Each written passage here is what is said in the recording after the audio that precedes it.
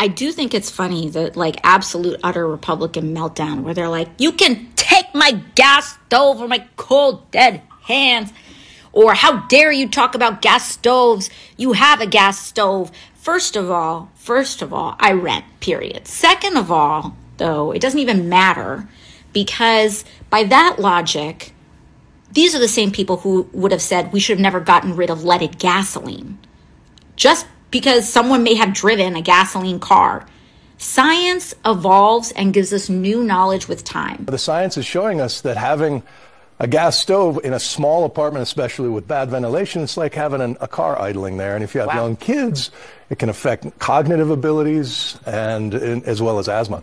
A study in the International Journal of Environmental Research and Public Health says more than 12% of childhood asthma cases are caused by gas stoves. Now, we should note the study was co-authored by a liberal think tank that advocates for electrifying buildings, which is kind of like having Colonel Sanders conduct a study on the dangers of beef. The Biden administration wants to protect you. They want to protect you. The same people who mandated an untested COVID shot and then attacked anyone who was injured by it want to protect you.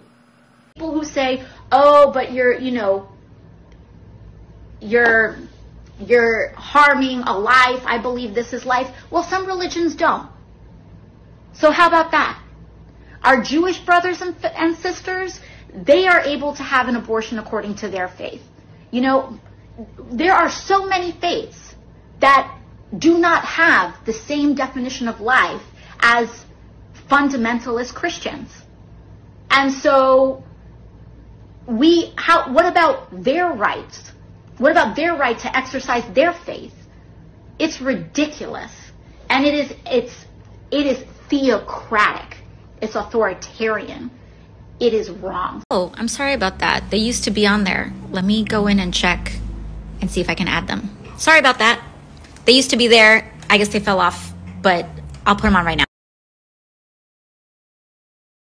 So, Riley, what has been helpful to you in combating racism? I think it's helpful and important to talk to other white people about racism.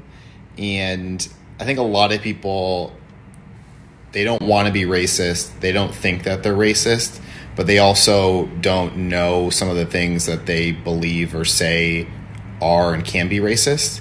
And I think one of the effective ways is just to talk and kind of help teach them about why some of the things they believe or say or think are wrong. Mm-hmm. Not necessarily racist, but that they're wrong. And that'll sort of chip away and,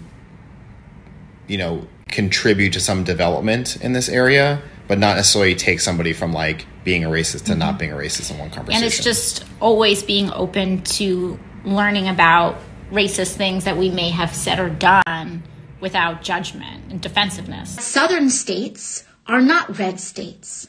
They are suppressed states, which means the only way that our country is going to heal is through the actual liberation of southern states, the actual liberation of the poor, the actual liberation of working people from economic, social, and racial oppression. That's the only way.